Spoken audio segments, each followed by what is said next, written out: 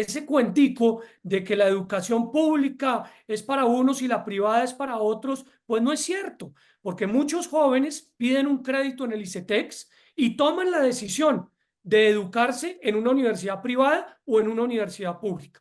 Muchos jóvenes participan en los procesos de otorgamiento de becas y ellos escogen en dónde estudiar, si en una universidad pública o en una privada. Bueno, senador, hay un tema que indiscutiblemente le corresponde a usted y más con toda la controversia que ha generado en redes sociales, principalmente en X, y esto tiene que ver con la ley estatutaria de educación y todo el contexto del momento, porque ya está la recta final de esta legislatura. Cuénteme cómo va ese proceso y más adelante hablamos también de lo que nos dicen los sindicatos. Bueno, Jessica, el presidente Petro presentó un proyecto de ley estatutaria de educación que nosotros en la Cámara acompañamos y en el Senado hicimos una serie de recomendaciones. Cuando el proyecto llegó a la Comisión Primera, la ministra de Educación del presidente Petro y su bancada, la del Pacto Histórico, nos pidieron sentarnos en una mesa de diálogo para concertar un articulado. Accedimos porque hacemos oposición, no hacemos daño. Lo bueno lo aplaudimos, lo que consideramos negativo para la sociedad lo advertimos. En esa mesa de diálogo nos pusimos de acuerdo y aprobamos de manera unánime un articulado. Cuando ya estábamos listos para ir al último debate, pues FECODE anunció un paro y la mesa, particularmente el partido de gobierno, dijo que ya no consideraba que ese acuerdo era el ideal. Nos volvimos a sentar con ellos, estuvimos de acuerdo en hacer algunos ajustes, otros no, y radicamos el mismo articulado que habíamos aprobado en la Comisión Primera, con los votos del Pacto Histórico y con algunos cambios que, como por ejemplo el SENA y su sindicato nos había pedido, como el mismo FECODE había pedido en la redacción, y lastimosamente, pues el gobierno en cabeza de su ministra de Educación y su bancada incumplieron el acuerdo, motivo por el cual hoy hay dos ponencias que serán discutidas seguramente el miércoles o el jueves para saber cuál es la suerte de esta ley. Bueno, senador, al respecto de, digamos que ese desacuerdo que hay por parte del sindicato de FECODE, ellos mencionaban que el proyecto de la ley estatutaria lo que busca es privilegiar al sector privado, cosa que no debería ser, según ellos, sino que todos los recursos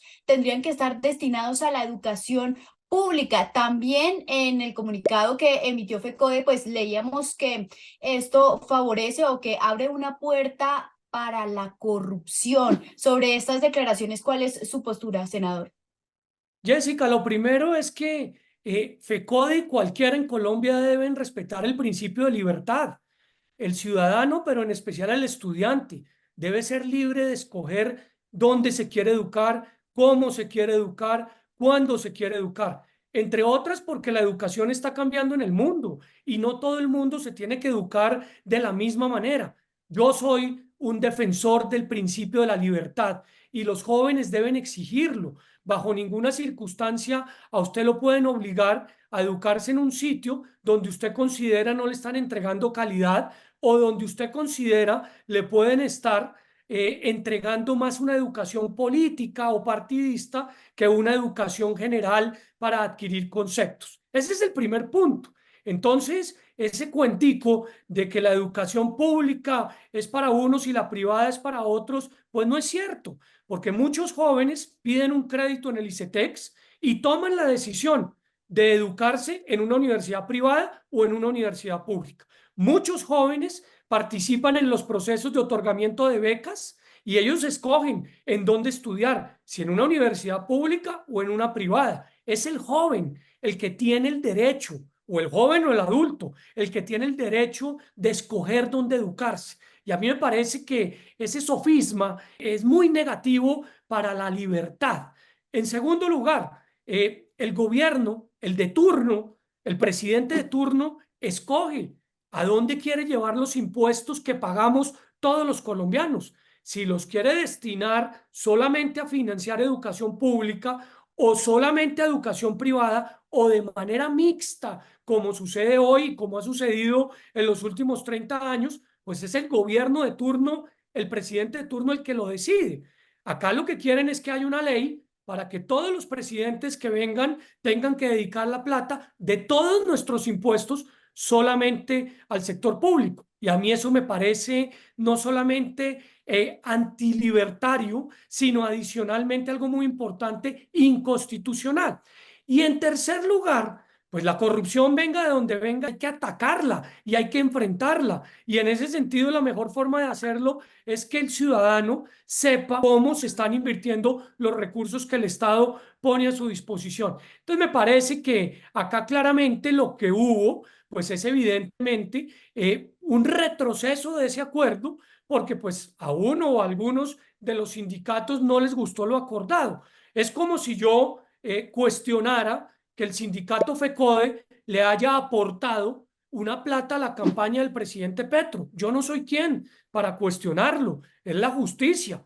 Yo entiendo que los sindicatos son libres de cualquier gobierno, porque todos buscan es proteger sus derechos y entregarle plata a través de una donación a una campaña en particular, pues a mí no me parece lógico, pero pues allá ellos en haber tomado esa decisión.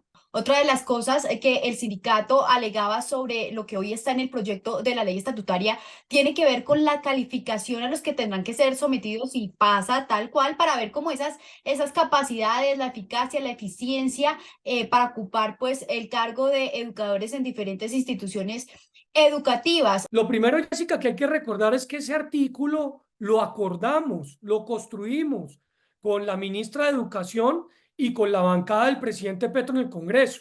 O sea, fue producto de un acuerdo. Lo segundo es que a todos, a usted como periodista, a mí como congresista, a la persona que trabaja en vigilancia o cualquiera, la miden y obviamente los evalúan permanentemente. Es más, a los niños, a los jóvenes, los evalúan para saber si lo que aprendieron pues fue suficiente para seguir al siguiente paso. Entonces, acá lo que dijimos fue la evaluación de los profesores debe ser obligatoria, pero dos, dijimos que uno de los ítems para evaluar debería ser los resultados de los niños. No estuvieron de acuerdo y nos hicieron una propuesta. Nos dijeron, hombre, tengan en cuenta la región donde estudian esos niños, las condiciones donde estudian esos niños. Y estuvimos de acuerdo que obviamente el resultado de los niños pues sea evaluado y tenga en cuenta si están en un departamento de conflicto o si están en un departamento con más dificultades de acceso, pero lo que nos informaron es que tampoco les había interesado o gustado esa redacción. Todo esto para decirle que el Congreso es autónomo. El Congreso oye a las organizaciones sociales, cívicas, al gobierno, pero finalmente toma su determinación y por eso nosotros acogimos esas recomendaciones y presentamos evidentemente nuestra ponencia positiva, producto del acuerdo que se votó en la comisión primera.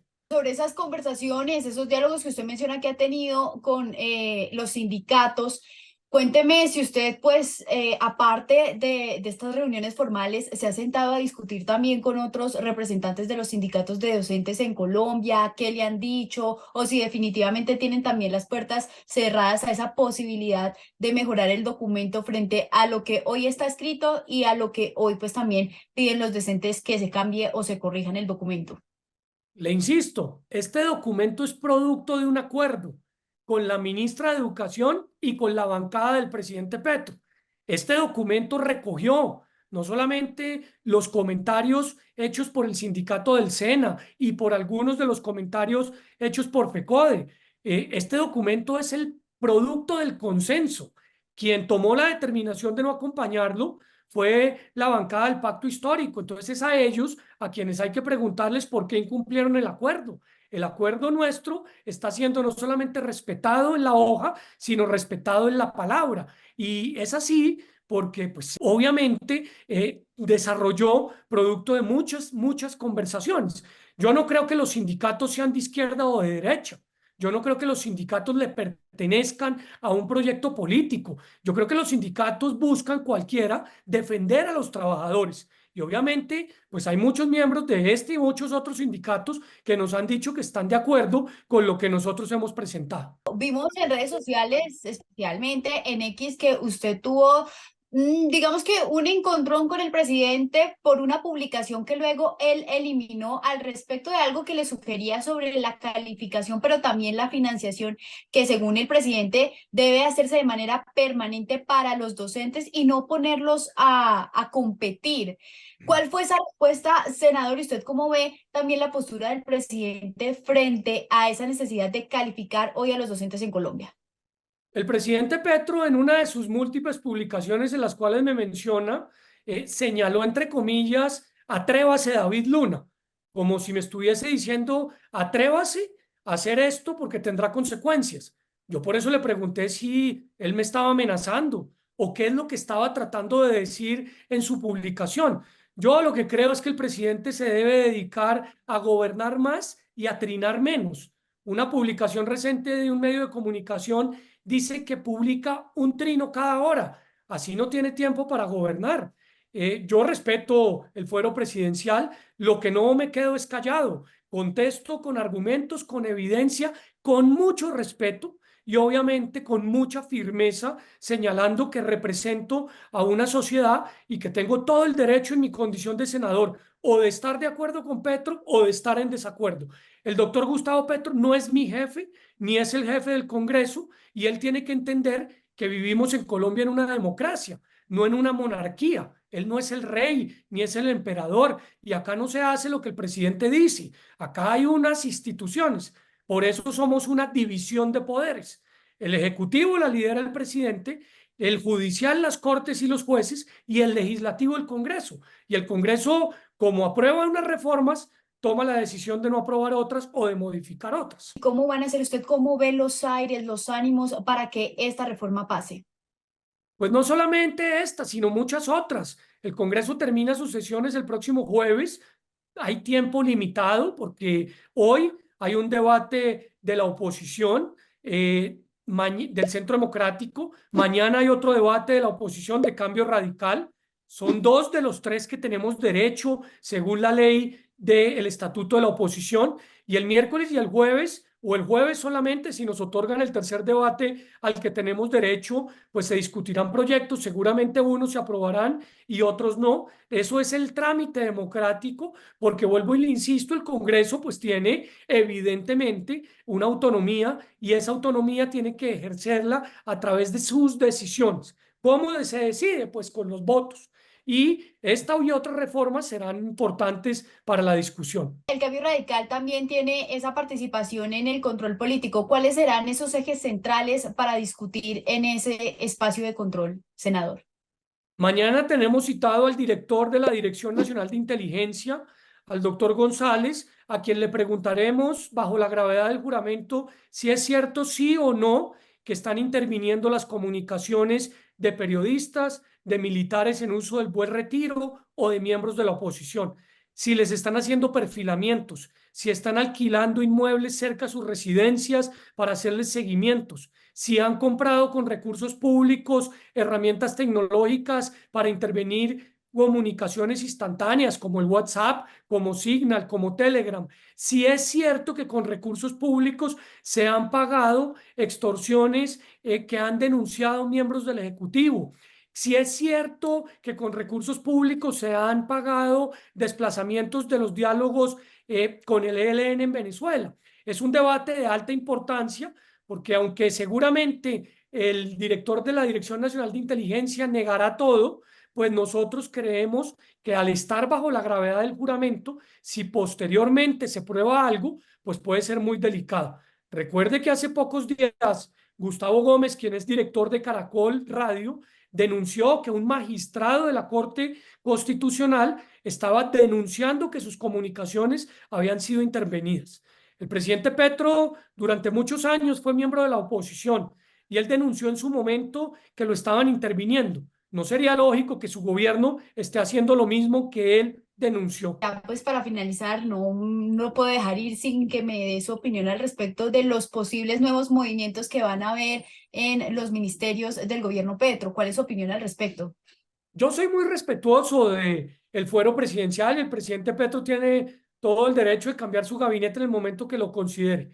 Lo que sí me preocupa como país es la cantidad de cambios ministeriales que ha hecho en menos de 2 años.